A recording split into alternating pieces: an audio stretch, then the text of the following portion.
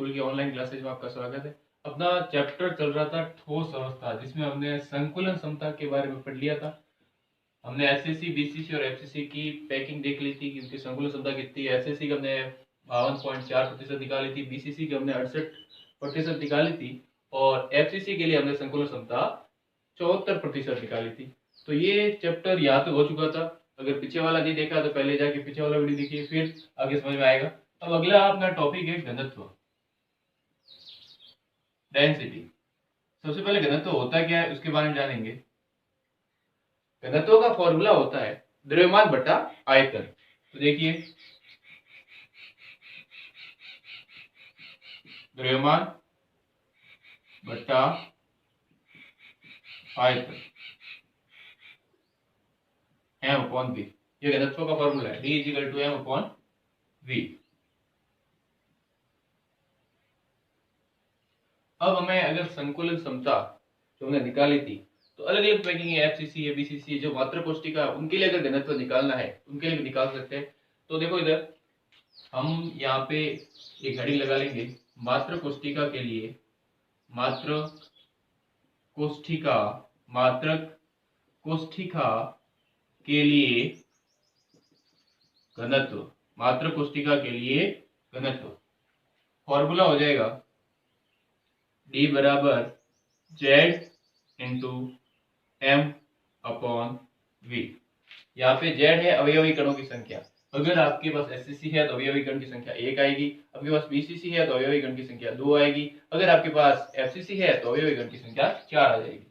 अब इसमें थोड़ा सा करेक्शन करते हैं कि d बराबर z into m upon v into Avogadro संख्या का मैं ऊपर और नीचे दोनों तरफ गुणा करता हूं। मैंने क्या किया, अवोगाद्रो संख्या का ऊपर भी गुणा किया और नीचे भी गुणा किया, कोई फर्क नहीं पड़ा।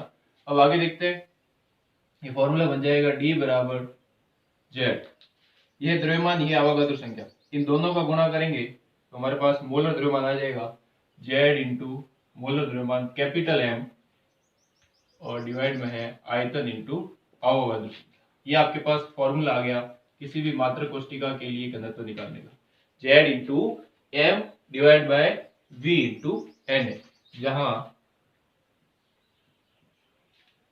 z बराबर अवयवी कणों की संख्या, अवयवी कणों की संख्या m, मोलर द्रव्यमान,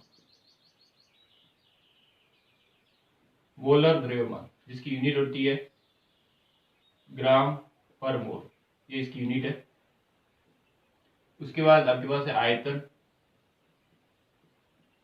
जिसकी सेंटीमीटर क्यूब, मीटर क्यूब। उसके बाद आपके पास अवोगाद्रो संख्या, इसको बोलते हैं अवोगाद्रो संख्या, अवोगाद्रो नंबर है, इसकी वैल्यू होती है 6.023 इंटू 10⁻23। इसकी कोई यूनिट नहीं होती है, एक नंबर है। अब हमारे पास इन सबका हो गया, और ये m था, स्मॉल m, वो एक द्रव्यमान, स्मॉल m द्रव्यमान। तो ये हमारे पास घनत्व निकालने के लिए फॉर्मूला आ गया है। अब इस पे एक नंबरिकल करते हैं कि किस प्रकार से हम किसी भी मात्र कोष्ठिका के लिए घनत्व निकाल सकते हैं। ठीक है, तो चलो आगे देखते हैं। अगला जो अपना सवाल है वो घनत्व के लिए कि किसी भी मात्र कोष्ठिका को आपको दिया होगा और उस पर आपको घनत्व निकालना है, उसका मोलर द्रव्यमान दिया होगा। सपोज कर लेते हैं हमारे पास एक क्वेश्चन है जिसमें एफसीसी पैकिंग है, एफसीसी पैकिंग या एफसीसी क्रिस्टल जालक बोल दो, एफसीसी क्रिस्टल जालक में मात्रक कोष्ठिका, एफसीसी क्रिस्टल जालक में एफसीसी की भुजा या मात्रक कोष्ठिका की भुजा सपोज कर लो 2 सेंटीमीटर है, तथा मोलर द्रव्यमान, मोलर द्रव्यमान 6.023 इंटू 10⁻25 ग्राम पर मोल है। ये आपके पास मोल द्रव्यमान आ गया, उसकी भुजा आ गई, तो एफसीसी का घनत्व, तो एफसीसी का घनत्व ज्ञात करो। ध्यान से देखना, सवाल को बहुत इजी है, तरीका आना चाहिए करने का, आराम से हो जाएगा आपके पास। सबसे पहले फॉर्मूला लिख लो। जब भी आपके पास ऐसा सवाल आए नंबरिकल, पूछा क्या है घनत्व, घनत्व का फॉर्मूला लिखो। सबसे पहला काम D is equal to Z into capital M V into N. अब इसमें से कौन सी वैल्यू आपको पता है? जेड क्या होता है? अवयवीकरण। अवयवीकरण कैसे पता चलेगा? देखो इधर कौन सा ये पैकिंग है, एफसीसी पैकिंग है। एफसीसी पैकिंग में अवयवीकरण कितने होते हैं? 4 होते हैं। तो हमारे पास जेड की वैल्यू 4 आ गई। उसके बाद कैपिटल एम, मोल द्रव्यमान दिया हुआ है 6.023 इंटू 10⁻25 ग्राम पर मोल। उसके बाद आपके पास आयतन, आयतन निकालना है। तो मात्रा कोष्ठी का आयतन कैसे निकलता है? भुजा क्यूब। फॉर्मूला क्या होता है? भुजा क्यूब होता है। तो अब यहाँ पे भुजा देखिए कितनी दी हुई, मात्रा कोष्ठिका की भुजा 2 सेंटीमीटर। तो यहाँ पे जो आयतन आएगा भुजा का क्यूब कर दोगे, 8 सेंटीमीटर हो गया। ये उस 8 सेंटीमीटर क्यूब हो गया, ये इसका आयतन आ गया। अब हमारे पास आयतन भी आ चुका है और एवोगाड्रो नंबर हमें पता है, एवोगाड्रो संख्या 6.023 इंटू 10⁻23। ये हमारे पास वैल्यू आ गई। अब वैल्यू को पुट करो, आंसर आ जाएगा। D is equal to 4 into 6.023 into 10⁻25 divide by volume दिया हुआ है आपके पास 8 इंटू अवोगाद्रो संख्या है 6.023 इंटू 10⁻23। इस नंबर से नंबर कंप्लीटली कट गया। 4 टू जा 8, नीचे 2 बचा है और 10⁻23 से 10⁻25 कट कर दिया तो क्या बचा? 10⁻2। तो आपके पास D इजिकल टू 10⁻2 कितना हो जाएगा? 100 divide by 2 is equal to 50।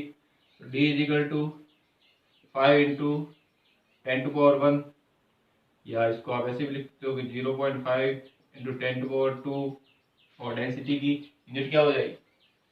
Kilogram metre cube लिखो अपना सेंटीमीटर में, तो ग्राम सेंटीमीटर क्यूब। ये आपके पास डेंसिटी निकली। ठीक है, तो इस टाइप के सवाल आते हैं, बहुत इजी होते हैं। कभी कभी डेंसिटी दी होती है तो आपके पास अवयव पता करना होता है ये कौन सी मात्रा कोष्ठिका है, बीसीसी, एससीसी, एफसीसी। तो अवयवीकरण की संख्या निकालनी, जेड निकालोगे तो आपको पता चल जाएगा। 2 आती है तो बीसीसी है, 4 आती है तो एफसीसी, और 1 आती है तो एससीसी। तो इस टाइप के सवाल आते हैं नॉर्मल। अब अपना अगली जो हेडिंग है वो है क्लोज पैकिंग, अर्थात ये जो ठोस पदार्थ है इनकी पैकिंग कैसे होती है। ठोस के अंदर जो कण है वो किस प्रकार से व्यवस्थित होते हैं, इनमें लेयर एक दूसरे के ऊपर किस प्रकार से व्यवस्थित रहती है, इसके बारे में पढ़ना है। इसको हम बोलेंगे निबिड़ संकुलन संरचना। हिंदी के अंदर टॉपिक रहेगा निबिड़ संकुलन संरचना, और इंग्लिश में हम इसको बोलेंगे क्लोज पैकिंग। ठीक है, तो अब देखते हैं आगे अगली हेडिंग, लगा दो सभी, निबिड़ संकुलन संरचनाएं। बहुत ही आसान है, बस थोड़ा सा अगर ध्यान से देखोगे तो हो जाएगा। निबिड़ संकुलन संरचनाएं, निबिड़ संकुलन संरचनाएं, जिसको हम क्लोज पैकिंग बोलते हैं। अब होता क्या है निबिड़ संकुलन संरचना? ये मेनली 3 टाइप में पढ़ेंगे, 1D, 2D और 3D। 1D, 2D, 3D, इससे क्या मतलब है? 3D से नाम सुना होगा, 3D में मूवी वगैरह आती है तो 3D में देखते हैं। 3D का मतलब क्या है? बिल्कुल ही सामने दिखता है, जो चीज हमारे रियल है सामने दिखेगी वो 3D है। 2D क्या होता है? जो किसी एक सरफेस पे कंप्लीटली, जैसे ये 2D है, लंबाई है, चौड़ाई, ऊंचाई भी है बट ठीक है कम है। मतलब हम यूं कह सकते हैं जो चीजें एक सरफेस पे होती है वो 2D है, अगर कोई सरफेस से बाहर निकल के आती है जो रियल है हमारे सामने वो सब 3D होती है। और एक होता है 1D जिसमें एक ही लेयर है, ना लंबाई ना चौड़ाई ना ऊंचाई। तो ये 3 लेयर में पढ़ेंगे। सबसे फर्स्ट है एक विमीय, एक विमीय निबिड़ संकुलन, एक विमीय निबिड़ संकुलन संरचना है, एक विमीय निबिड़ संकुलन संरचना है। एक विमीय के अंदर इसको 1D भी बोलते हैं, 1D, 1 डायमेंशन, कोई दिशा नहीं है, सॉरी कोई इसकी लंबाई चौड़ाई ऊंचाई नहीं। इसमें अवयवी कण किस प्रकार से आएंगे ठोस के अंदर? मान लो ये इसका एक कण है तो इसके पास दूसरा कण आ गया, इसके पास तीसरा कण आ गया, ये चौथा कण आ गया, पांचवा कण आ गया, छठा, बस इस प्रकार से एक लेयर बन जाएगी और कुछ नहीं। ये है एक बिंदु, सिंपल सा है, बिल्कुल कोई लॉजिक नहीं, सिंपल सा एक बिंदु। ठीक है, अब उसके बाद आगे है इसके अंदर एक टॉपिक जिसको हम बोलते हैं उप सह संयोजक या संयोजन, उप सह संयोजन संख्या, इसको कोऑर्डिनेशन नंबर बोलते हैं, कोऑर्डिनेशन नंबर। क्या होता है उप सह संयोजन संख्या? सिंपल सी, आप जैसे क्लास में बैठो, तो आप जहाँ बैठे हो आपके पास वाला एक इधर है, एक इधर है, आपके पड़ोसी कितने? दो पड़ोसी है, तो आपकी उप सह संयोजक संख्या दो होगी। इसी प्रकार अवयवी कण के अंदर किसी भी एक अवयवी कण को पकड़ लो, उसके पड़ोसी कितने, उससे कितने एटम या कितने कण टच हो रहे हैं, वो उसकी उप सह संयोजक संख्या कहलाएगी। तो बहुत ईजी है, तो हम आराम से बता सकते हैं। अगर इस कण को मैं लेता हूं तो इसके पास वाला ये हो गया, ये हो गया, उप सह संयोजक संख्या कितनी हो गई? दो। तो इसकी उप सह संयोजक संख्या दो हो गई, लेकिन हम इसकी परिभाषा लिख लेते हैं कि होता क्या है। मात्रक कोशिका में या क्रिस्टल जालक बेटर रहेगा, क्रिस्टल जालक में, क्रिस्टल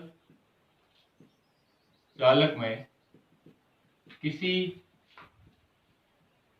एक अवयवी कण को स्पर्श करने वाले, स्पर्श करने वाले,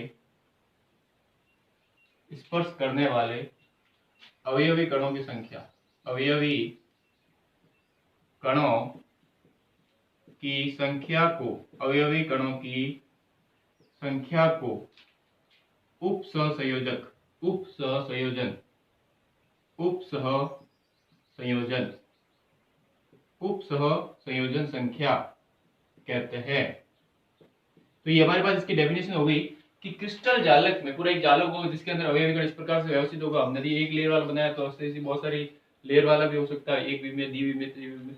तो इसके अंदर क्रिस्टल जालक में किसी एक अवयवी कण को, मान लिया एक अवयवी कण, स्पर्श करने वाले अवयवी कण, इसके कितने स्पर्श कर रहा है? ये टच कर रहा है, ये टच कर रहा है, दो अवयवी कण टच कर रहे हैं ना। तो अगर दो अवयवी कण टच कर रहे हैं तो इसकी उप सहसंयोजक संख्या दो हो जाएगी।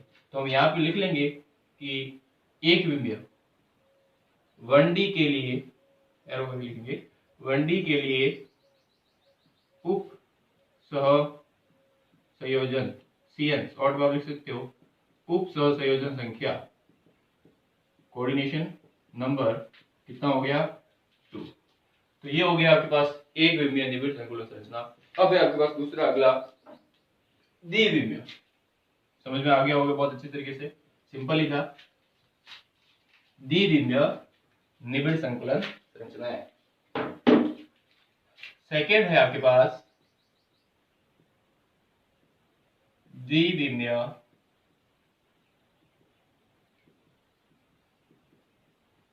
निबिड़ संकुलन संरचनाएं, 2D जिसको बोलते हैं, लंबाई और चौड़ाई होगी और इसके अलावा कुछ। अब इसमें भी दो टाइप के होते हैं, एक होता है वर्ग वाला, एक होता है हेक्सागोनल षटकोणीय वाला, दो टाइप के मिलेंगे आपको। सबसे पहला पढ़ लेते हैं इसके अंदर वर्ग या वर्गीय निबिड़ संकुलन या वर्ग निबिड़ संकुलन, स्क्वायर क्लोज पैकिंग, वर्ग निबिड़ संकुलन, square close packing, SCP, square close packing. अब वर्ग निबिड़ संकुलन में क्या होता है? आपके पास एक कण, ये दूसरा, एक लेयर तो सेम आएगी वो की वो, ये आ गई। अब जो दूसरी लेयर है वो जस्ट इसके ऊपर, एक लेयर इसके ऊपर जस्ट दूसरी, बिल्कुल, तो एक लेयर बनती जाएगी, इसके ऊपर तीसरी, चौथी। या फिर आप इसको समझ सकते, ये एक लेयर लगी, इसके जस्ट पास में रख दो, क्योंकि हम ऊंचाई नहीं बना रहे, लंबाई और चौड़ाई दो ही रखी। तो ये दूसरी लेयर आ गई यहाँ पे। ये ध्यान रखना, ये जो कण है इसके जस्ट नीचे आना चाहिए। ये आ गया दूसरा, ये आ गया तीसरा, चौथा, इस प्रकार से हमारे पास ये आ गया। आगे भी बना सकते हो। तो ये 2D हो गया, इसको हम 2D बोले। इसमें अवयव कण सब एक जैसे, तो ये ए टाइप का, ए टाइप, तो कणों का आकार इनकी व्यवस्था, अरेंजमेंट सब एक जैसे, जैसा ये कण है वैसे वैसा है, ये भी आया, सब एक जैसे। ए टाइप हो गया, तो ये ए टाइप का हो गया, इसको आप साइड में लिख सकते हैं ए टाइप। ठीक है, अब देखो इधर इसके अंदर ध्यान से, ये तो वर्ग निबिड़ संकुलन हो गया। बोलते क्यों वर्ग निबिड़ संकुलन? अंदर कहीं कहीं वर्ग बन रहा होगा, चलो देखते हैं उसको। यहाँ पे ध्यान से देखिए, इसका केंद्र बिंदु, इसका केंद्र बिंदु, इसका केंद्र बिंदु और इसका, अगर चारों को मैं मिला देता हूँ तो मेरे पास क्या होगा? वर्ग हो गया। ये देखिए ध्यान से, वर्ग की आकृति बन गई, इसलिए इसको बोलते हैं वर्ग निबिड़ संकुलन। अब बात करते हैं इसका कोऑर्डिनेशन नंबर, उप सहसंयोजक संख्या कितनी है। इस कण को देख लीजिए, कितने कण टच कर रहे हैं? ये वाला, ये वाला, ऊपर वाला और नीचे एक। चलो इस प्रकार से नहीं करते हैं, एक, ये दो, ये तीन और ये चार कण इस अवयवी कण को स्पर्श कर रहे हैं, टच कर रहे हैं, इसके पड़ोसी के बिल्कुल जो उसको टच कर रहे हैं, तो हम कहेंगे कोऑर्डिनेशन नंबर कितना हो जाएगा? बहुत इजी। अब अगला है षटकोणीय। थोड़ा सा फर्क होगा, व्यवस्थित, इसके अंदर जो इनका अरेंजमेंट है, व्यवस्था है बैठने की, मतलब इनकी संरचना की जो व्यवस्था है वो थोड़ी सी अलग हो जाएगी। बिल्कुल ही सिंपल है। देखिए अगला षटकोणीय। षटकोणीय निबिड़ संकुलन। षटकोणीय निबिड़ संकुलन संरचना। षटकोणीय में क्या होगा? देखिए ध्यान से, कणों की जो व्यवस्था है वो थोड़ी सी चेंज हो जाएगी। मैं ऊपर वाले को हटा देता हूँ,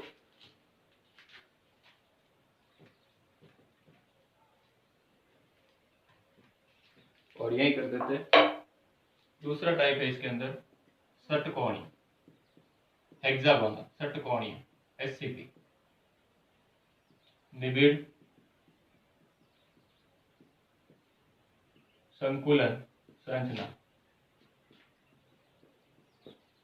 एससीपी। एससीपी में क्या होगा? 2D के अंदर एक कण, दूसरा, तीसरा, चौथा, पांचवा, ए टाइप।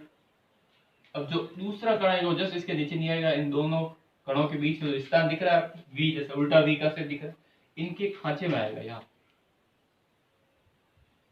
पे अंदर इस प्रकार। तो ये बी टाइप हो, कण, इस कण ने अपनी जगह चेंज कर दी, तो अब इसको बोल देंगे बी कण। वापस आएगा ये इसके खांचे में जाएगा, तो ये वापस आएगा बी, ये इसके खांचे में, तो ये ए बी टाइप होगा। ये कौन सा टाइप हो गया? A B type. ठीक है, अब बात करते हैं इसको षटकोणीय क्यों बोलते हैं। अंदर आकृति बन रही होगी, सिंपल सी बात है। देखिए इधर मैं किसी एक कण को ले लेती हूँ, मान लो मैंने ये कण ले ली, तो इसका केंद्र बिंदु देखो, इनके केंद्र बिंदु को मिलाते जाओ, ये मिला दिया और आपके पास एक आकृति बन गई षटकोणीय आकृति। देखिए ध्यान से, मैंने इनके केंद्र बिंदु को मिला दिया, ये 1 2 3 4 5 और 6। अब इस कण को टच करने वाले कण भी ये 6 है। इस कण को ध्यान से देखिए, इसको टच करने वाले ये कण भी 6 है, इसलिए इसकी कोऑर्डिनेशन नंबर वो हो जाएगा 6। उप सहसंयोजक संख्या 6 हो जाएगी। और इसको षटकोण इसलिए बोलते हैं क्योंकि इसके अंदर षटकोण आकृति बनती है। तो ये आपके पास द्विविमीय के अंदर संकुलन संरचना कंप्लीट होती है। अब हमारा है त्रिविमीय, वो थोड़ा सा इससे एक लेयर और आगे आएगी, जिसके अंदर आपको ए बी और सी टाइप दोनों मिलेंगे। अगला है निबिड़ संकुलन संरचना में तीसरा त्रिविमीय।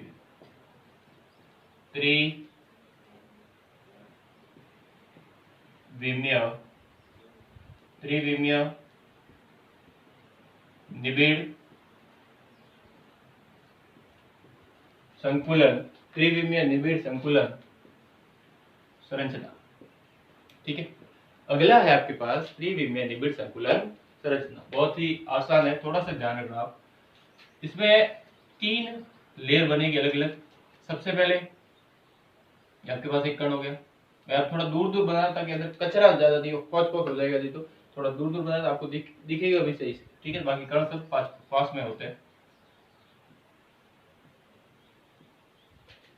या अगला कण आएगा वो यहाँ पर आएगा इनके बीच में, फिर वापस आप वो सर बना तो रहे हो आप षटकोणी वाला नहीं है, थोड़ा ध्यान से देखना। इसके अंदर भी दो टाइप है, वही घन वाला और षटकोण वाला। फिर वापस ये वाला, थोड़ा सा ध्यान से देखना।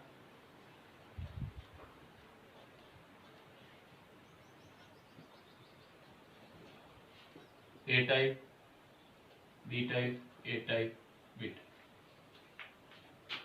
अब इसके अंदर ये जो रिक्ति है इसको त्रिकोणीय रिक्ति बोलते हैं। त्रिकोणीय रिक्ति, इसका इतना कोई मतलब नहीं है, सिलेबस भी नहीं है। बात करते हैं चतुष्फल की रिक्ति। अब ये लेयर हो गई, अब इनके ऊपर एक लेयर है। अब जो कण आएगा, अब ध्यान देखना, ये एक लेयर खांचे में डाल दिया। अब जो अगला कण आएगा वो इसके ऊपर है। समझ में आ रहा? जस्ट यहाँ ये ऐसे कैसे, ये आएगा यहाँ पर, ये आएगा यहाँ, इस प्रकार से। इसको बोलेंगे चतुष्फल की, चतुष्फल की, ठीक है। ये मैं इसको थोड़ा सा इस प्रकार से कर रहा हूं ताकि आपको समझ में आए। ये कर सब यहाँ पे आए, मैं साइड में यह पिक्चर दिखा दूंगा आपको ताकि क्लियर हो जाए बिल्कुल ही बुक से। आप पहले ये देख लीजिए ध्यान से कि पहले ये बी टाइप हो गया। अब सी टाइप वाला ये जो कण है, ये तीनों कणों के ऊपर आएगा। जो जगह है बिल्कुल एक जैसे आपने बॉल रखी, एक बॉल इधर रखी, फिर इनके खांचे में बॉल रखी, फिर इसके ऊपर बॉल, तो ये तीसरी बॉल इस प्रकार से है। अब देखो आगे, फिर यहाँ पे आएगा वापस,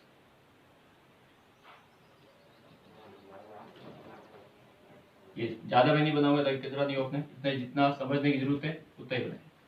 तो ये इस प्रकार से हो गया। अब हमारे पास इसके अंदर ध्यान से देखना, ये तो हो गया 3D, पूरा 3D में हो गया है। अब इस आगे मैंने नहीं बनाया, यहाँ तक बनाया ताकि ज्यादा कचरा नहीं हो इसमें। अब देखो सबसे पहले इसके अंदर रिक्तियां कितनी टाइप की होती है। एक रिक्ति जो हमारे सिलेबस में त्रिकोणीय रिक्ति भी होती है, जो मैंने बता दी थी पहले, ये वाली सब त्रिकोणीय रिक्ति जो सिलेबस में नहीं है।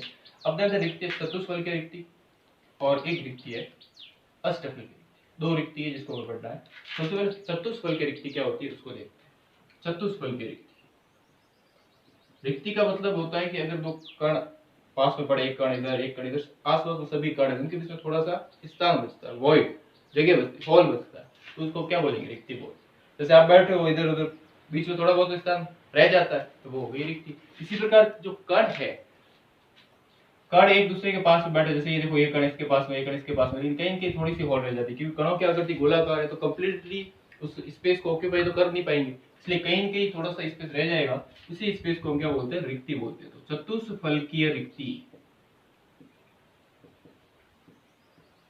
टेट्राहेड्रल जिसको बोलेंगे, टेट्राहेड्रल वॉइड। अब समझना टेट्राहेड्रल वॉइड कौन सी, ये वाला देखो जहां मैं टी बना रहा हूं वो सब टेट्राहेड्रल वॉइड, ये वाले सभी टेट्राहेड्रल वॉइड, ये वाले जितने भी है ये सब टेट्राहेड्रल वॉइड। तो कैसे? देखो एक कण इधर है, एक कण इधर है, एक कण इधर। अब ये तीन के ऊपर मैंने एक ऊपर कर रखा, ये तीन कण थे पास, बिल्कुल पास पास में, लेकिन जगह मैं कह रहा हूँ आपको ज्यादा समझाने के लिए बेटर एक जगह रखी बिल्कुल। ये कण कैसे होते हैं? पास पास में। अब मैं इसके ऊपर जस्ट ये एक और कर रखता, तो चार कण हो गए। तो इनके बीच में क्या होगा? स्थान होगा। तीन बॉल रखी, इसके ऊपर जस्ट बॉल रखी, बीच में थोड़ी सी कहीं गई स्पेस होगी, उसी स्पेस को, उसी जगह को या उसी वॉइड को हम क्या बोलते हैं? चतुष्फल की रिक्ति, टेट्राहेड। टी लिखा होगा बुक में भी, आप देखोगे ध्यान से तो वहां टी लिखा होगा। इसका मतलब वो चतुष्फल की रिक्ति है, टेट्राहेड्रल। समझ में आ रही बात कि नहीं आ रही? देखो जब ये एक बॉल पड़ी, दूसरी बॉल, तीसरी बॉल, तीन बॉल के ऊपर में एक चौथी बॉल रखो, सब जगह ये रखा हो। अब चौथी बॉल रखी है तो इनके बीच में जगह है, ठीक है। इनके बीच में क्या है? जगह। यहां से नहीं दिखेगी क्योंकि ये तो 2D और बनाया कैसा है? 3 बोर्ड कैसा है? 2D सरफेस है, ठीक है। लेकिन ये 3D है, तो अगर आप इसको 3D में देखो, घर पे ट्राई कर सकते हो, बॉल लेके ऊपर बॉल के बीच में थोड़ा सा स्थान दिखेगा, उसी स्थान को हम बोलते हैं चतुष्फलकीय रिक्ति, ठीक है। अब अगला है इसके अंदर अष्टफलकीय रिक्ति। अष्टफलकीय रिक्ति कहां बन रही है, कैसी हो रही है? ध्यान से आपको कौन दिख रहा होगा? एक वाला ये मैं नंबर डाल रहा हूं, ध्यान से देखना। दो, किसी एक पकड़ना है अष्टफल की रिक्ति का है कहां 1 2 3 चतुष्फल की मिल गई सब जगह, ये देखो सभी चतुष्फल के सामने दिख रही है नो प्रॉब्लम। अष्टफल के यहां से देखना 1 2 3 तीन कण हो गए। अब इधर देखो 1 2, एक तो ये वाला, एक ये वाला और ये तीन 1 2 3, इनके बीच में एक होल दिख रहा है, इसमें सामने होल भी दिख रहा है, इसमें आपको सामने होल भी दिख रहा है और इसी होल को हम बोलते हैं ऑक्टाहाइड्रल, अष्टफलकीय रिक्ति। अष्ट ऑक्टाहाइड्रल ओ से, इसलिए मैंने ओ लिख दिया, जीरो नहीं है ओ है, ऑक्टाहाइड्रल। तो कहाँ का बन रहा है देखो, ये इधर सब जगह ऑक्टाहाइड्रल। इसकी संरचना भी देखते हैं हम किस प्रकार से बनेगी। तो अगला है, ये तो एक थी इसके अंदर रिक्ति, अगली रिक्ति है अष्टफलकीय रिक्ति। अष्टफलकीय रिक्ति, अष्टफलकीय रिक्ति। अष्टफल की रिक्ति को समझो ध्यान से। आपके पास एक कण आ गया इधर, मैं इधर बना देता हूँ अष्टफल की रिक्ति को, ध्यान से देखना। एक कण इधर आ गया, एक कण इधर आ गया, एक कण इस प्रकार से 1 2 फिर इधर, फिर एक कण इधर आ गया, फिर एक कण इधर आ गया और फिर एक कण। ये है अपने तीसरी लेयर के अवयवी कण और ये पहली लेयर के अवयवी। तो इनके बीच में ये स्थान देखो, ये वाला जो स्थान है इस स्थान को बोलते हैं रिक्ति। और ये कौन सी रिक्ति है, ऑक्टाहाइड्रल अष्टफल, अष्टफलकीय रिक्ति। ये है अष्टफलकीय रिक्ति, ये वाली रिक्ति जो दिख रही है आपको अष्टफलकीय रिक्ति है। तो अब आपको समझ में आ गया होगा कि अष्टफलकीय रिक्ति कहाँ होती है, चतुष्फलकीय रिक्ति कहाँ होती है। ठीक है, दूसरी बात इसमें जो इंपॉर्टेंट है कि जितने अवयवी कण होंगे उसके बराबर अष्टफलकीय रिक्तियां होंगी तथा उसकी डबल चतुष्फलकीय रिक्ति होंगी। ये फॉर्मूला लिखवा देते हैं तो पहले ये समझ में आ गया होगा कंप्लीटली आपको। तो हम आगे बढ़ते हैं कि रिक्तियों में कितने प्रकार होते हैं और इसका टाइप भी है इसके अंदर। ये तो वर्ग वाला था, ये जो हम देख रहे हैं ये है वर्ग वाला, ए बी टाइप का। एक होता है हेक्सागोन, षटकोण, ये स्क्वायर क्यूब वाला था। आगे अगला आएगा हेक्सागोनल, तो उसके अंदर एक लेयर और बनेगी, उसके अंदर आकृति बनती है वो आपकी षटकोण की आकृति बनती है। छोटे मोटे बॉक्स दिख रहा है, क्यूब दिख रहा है, क्यूब के जैसे इसको वैसे समझ सकते हो कि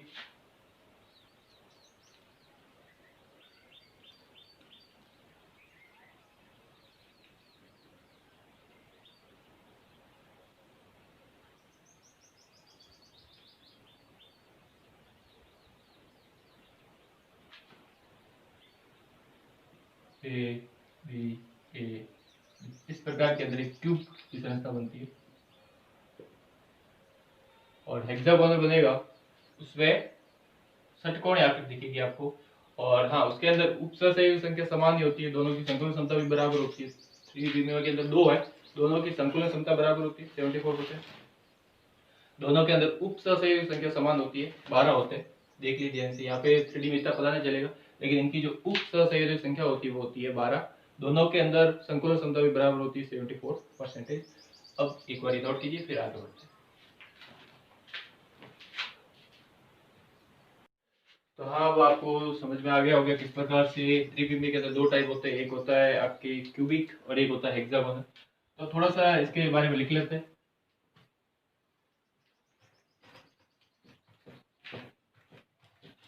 त्रिविमी में दो टाइप होंगे, मैंने आपको समझा दिया किस प्रकार से इसकी संरचना होती है। तो पहला होता है गणनीय निबिड़ संकुलन, निबिड़ संकुलन जो 3D में है, 3D। दूसरा होता है आपके पास षटकोण, षटकोणीय निबिड़ संकुलन, षटकोणीय निबिड़ संकुलन जो 3D में होता है। अब इन दोनों के अंदर सबसे पहले जो कॉमन बात है वो लिख लेते हैं, समानता। दोनों में समानता क्या है वो देख लेते हैं फटाफट, जो हमारे लिए इंपॉर्टेंट है। दोनों की संकुलन क्षमता, दोनों की संकुलन क्षमता, संकुलन क्षमता 74% होती है, एक समान होती है 74%। दोनों की कोऑर्डिनेशन नंबर, उप सहसंयोजक संख्या 12 होती है, ये हो गई समान। ठीक है, अब इनके अंदर जो आकृति है वो भी एक बार देख लेते हैं कि फर्स्ट वाले की कैसी है, घन्य निबिड़ संकुलन, जिसके अंदर आपको एक लेयर इस प्रकार से मिलेगी,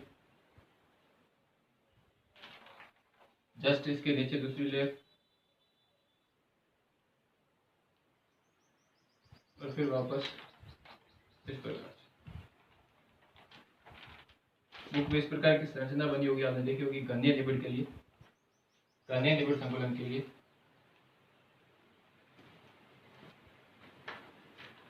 तो ये क्लियर होगी ए बी सी और वापस हो गया ए। तो गणनीय के लिए ए बी सी वाला चलता है। दूसरा आपके पास षटकोण निबिड़ संकुलन संरचना, जिसके लिए संरचना आपको इस प्रकार से देखी होगी आपने।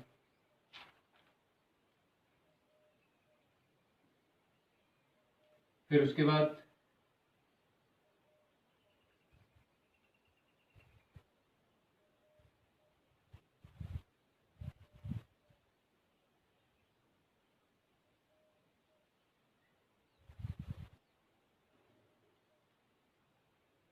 ये इस प्रकार यह है षटकोण निबिड़ संकुलन संरचना, जिसके अंदर आपको ये ए बी वापस ए बी टाइप का।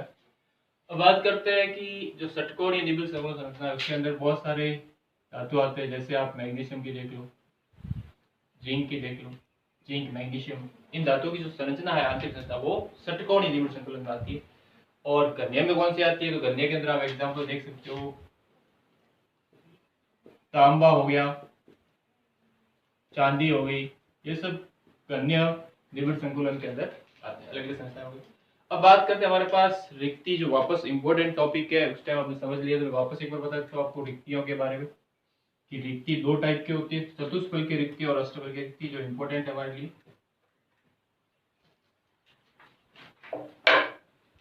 अगला टॉपिक है रिक्ति।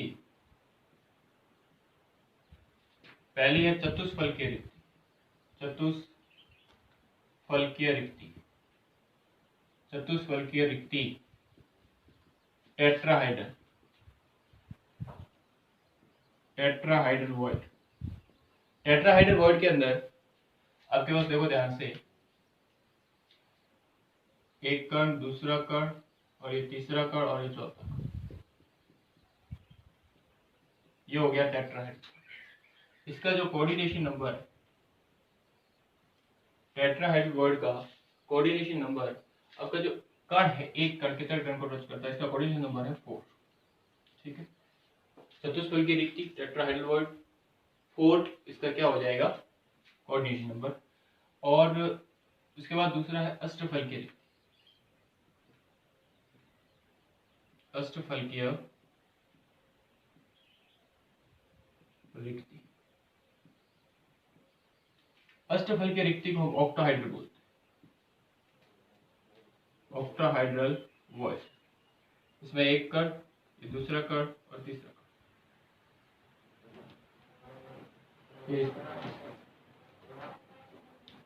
अब इनके बीच का जो ये स्पेस है ये ऑक्टाहाइड्रल वॉइड, इसकी उप सहसंयोजक संख्या 6 होती है। ठीक है, अष्टफल की रिक्ति तो 8 नहीं करनी, 6 होती है इसकी कोऑर्डिनेशन नंबर की, एक कण को 6 कण टच करते हैं। अब उसके बाद बात करते हैं कि मान लो किसी क्रिस्टल जालक में अवयवी कणों की संख्या 100 है। मान लिया किसी क्रिस्टल जालक में, माना किसी क्रिस्टल जालक में, पॉइंट बना के लिखना, माना किसी क्रिस्टल जालक में कणों की संख्या, अवयवी कणों की संख्या 100 है, तो चतुष्फल की रिक्तियां होगी, अवयवी गणों की संख्या 100 है अंदर, तो चतुष्फल की रिक्ति होगी, चतुष्फल की रिक्ति वो 2n हो जाएगी, चतुष्फल की रिक्ति 2n हो जाएगी, बराबर 2n का मतलब क्या? 2n का मतलब ये है कि अवयवी कणों की संख्या, जिसको ऐसे लिखेंगे अवयवी कणों की संख्या n बराबर 100 है, तो ये 2n हो जाएगी, यानी 2 × 100 बराबर 200, डबल हो जाती है, जितने अवयवी कण उसकी डबल कर दो चतुष्फल की रिक्ति। अष्टफल की रिक्ति सेम ही रहती है, जितने अवयवी कण उतनी हो जाएगी अष्टफल की, अष्टफलकीय रिक्ति। अष्टफल की रिक्ति n ही रहती है, अर्थात 100 ही रहेगी। ठीक है, तो ये आपके पास इनके बारे में पॉइंट हो गए कि अवयवी कण अगर जितने हैं उतने अष्टफल की रिक्तियां होती है और उसकी डबल होती है चतुष्फल की। अब इस पे एक सवाल बनाता है, अब ध्यान से देखो सवाल को और समझो किस प्रकार से सवाल को करना है।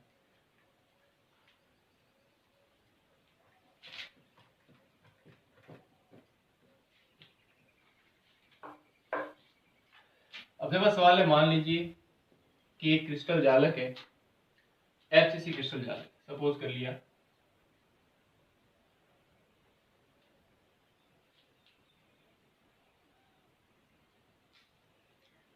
माना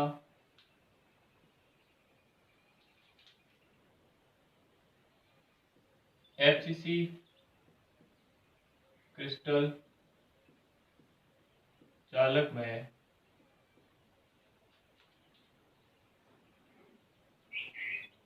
चतुष्फलकीय रिक्ति आदि है। सॉरी, थोड़ा सा बस इससे हिसाब से लिखते हैं।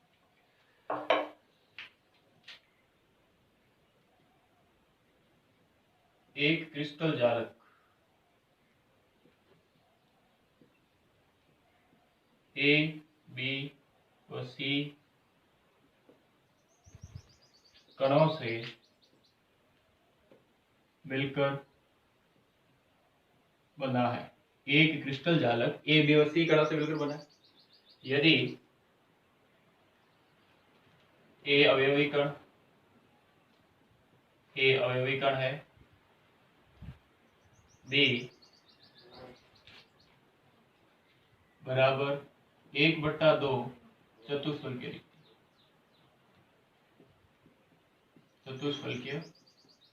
रिक्ति तथा C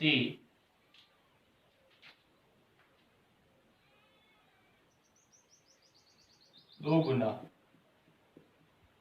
अष्टफलकीय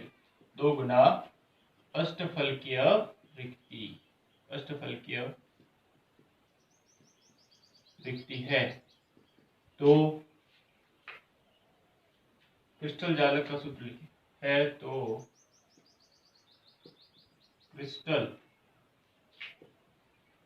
चालक यौगिक, इसको बोल रहे हो यौगिक की बोल यौगिक का सूत्र लिखो।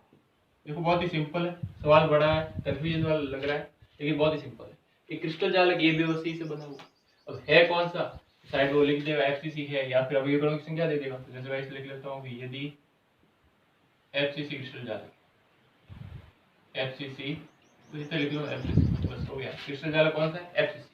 अब FCC में पता है अवयवीकरणों की संख्या कितनी होती है, 4 होती है, सिंपल सी बात है। तो यहाँ पे यदि A अवयवीकरण है, A की वैल्यू कितनी हो जाएगी, 4 हो जाएगी। B की वैल्यू क्या होगी, हाफ चतुष्फलकीय रिक्ति का फॉर्मूला क्या होता है, 2n, डबल कर दिए, 4 के 8, 8 के वापस हाफ करो, B बराबर 2n बराबर हाफ इंटू चतुष्फलकीय रिक्ति का फॉर्मूला होता है 2 इंटू n, तो ये 2 से 2 कट गया, n कितना है 4। C 2 गुना करनी है अष्टफलकीय रिक्ति, सेम होती है, 2 इंटू 4, ये हो गई 8। हमारे पास वैल्यू आ गई, A की वैल्यू 4, B की वैल्यू 4, C की वैल्यू 8। ठीक है, कट कर दो, सब में 4 से डिवाइड कर दो, तो आपके पास फॉर्मूला नहीं है, तो कट गया पूरा। ABCD, ये हो गया सूत्र, यौगिक का सूत्र आपके पास आ गया है ABCD। तो इस प्रकार के भी सवाल आते हैं, बहुत ही सिंपल है, जैसा भी बोलता है 1/8 गुना, 2 गुना, 3 गुना, जितना भी गुना बोलता है वो गुना कर दीजिए। ठीक है, तो ये आपके सवाल हो गए। अब अगला जो टॉपिक है, ये तो टॉपिक खत्म हो गया, अगला टॉपिक है अपने क्रिस्टल के अंदर दोष पाए जाते हैं, उन दोषों को हम अगली क्लास में पढ़ेंगे। Thank you.